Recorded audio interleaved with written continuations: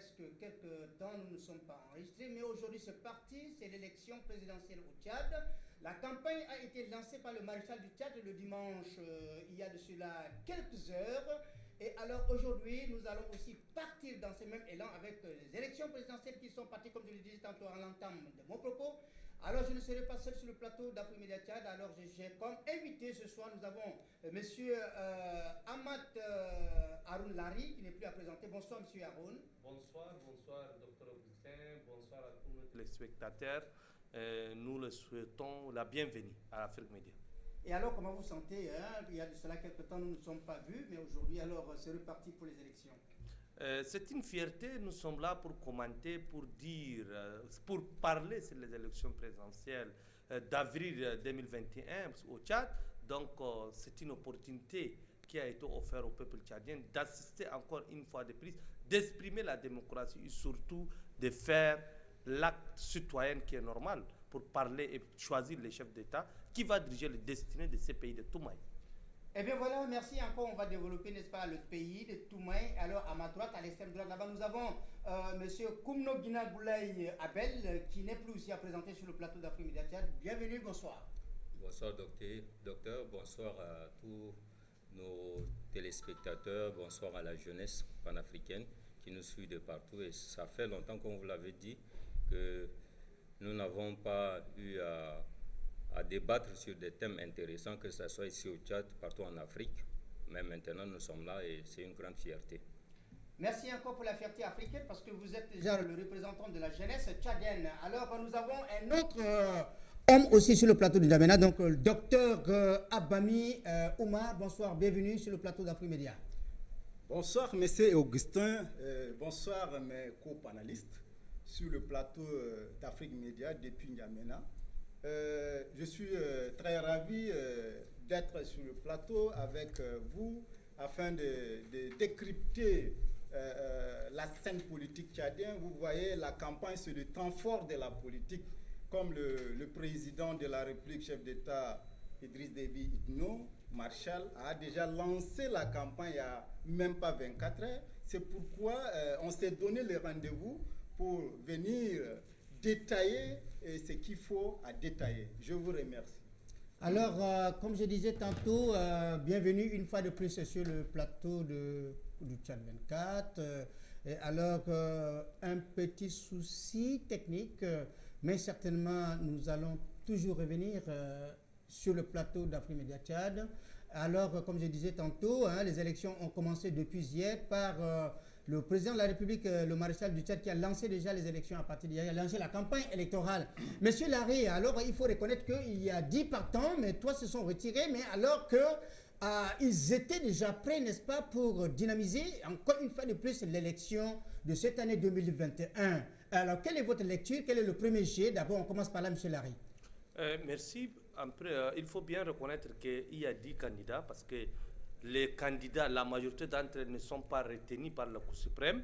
Il faut reconnaître la non-acceptation de certains candidats. C'est la Cour suprême qui choisit. C'est la Cour suprême qui analyse et accepte le candidat. Donc, parmi les 10, on a vu certains qui ont vu qu'ils ne pouvaient pas gagner les élections. Ils ont dit clairement qu'ils se retirent.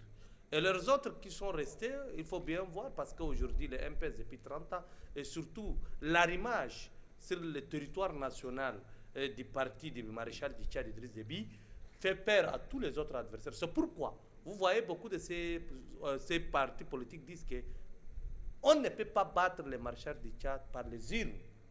Choisissons d'autres moyens. Mais les démocrates qui ont accepté pour passer aux élections, ils ont accepté, ils ont dit non, le peuple a besoin de changement. Comme le peuple a besoin de changement, nous aussi, on va revenir. Et si vous avez constaté, après le lancement des campagnes à l'estade Idriss Mohamed Ouya, beaucoup sont en train de réfléchir, est-ce qu'on peut partir ou on va s'arrêter?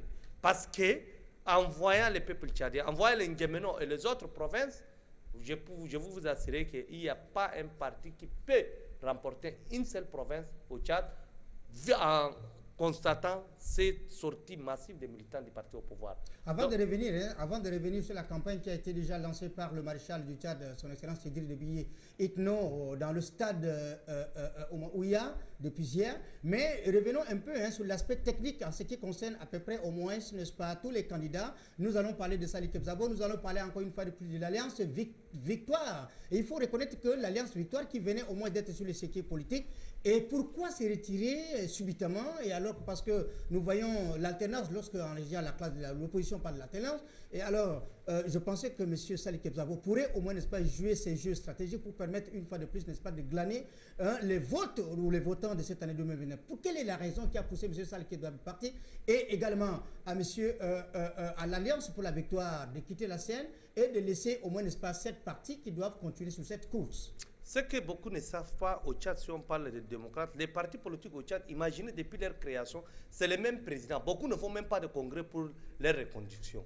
S'il faut parler d'un démocrate, ici, moi, je peux dire que c'est le maréchal du Tchad qui est le démocrate, parce qu'à chaque échange, il y a le congrès des partis, c'est les autres qui disent que non, toi, tu vas nous conduire.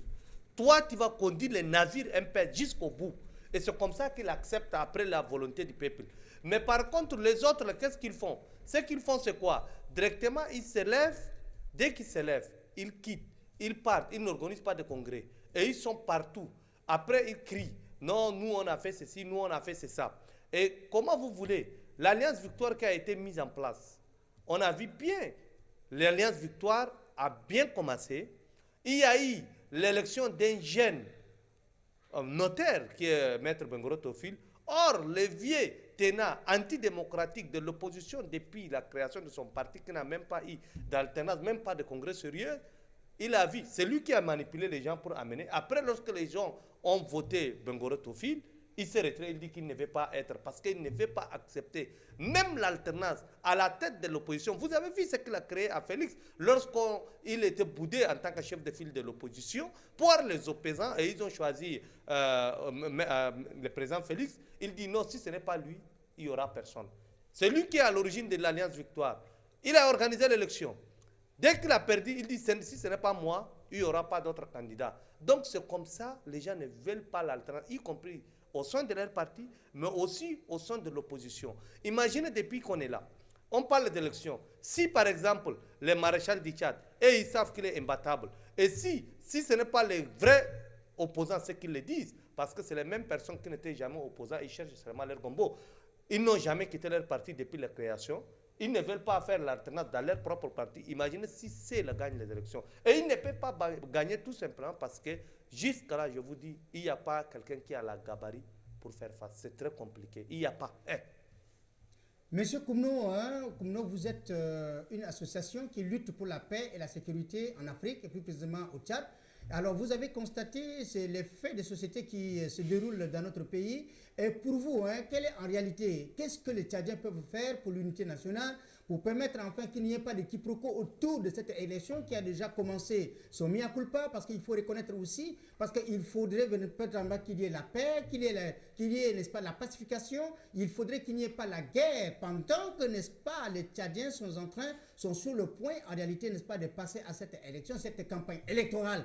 Alors, que faut-il faire pour permettre aux Tchadiens de s'unifier? Que faut-il faire pour que les Tchadiens puissent, n'est-ce pas, vaquer en toute quiétude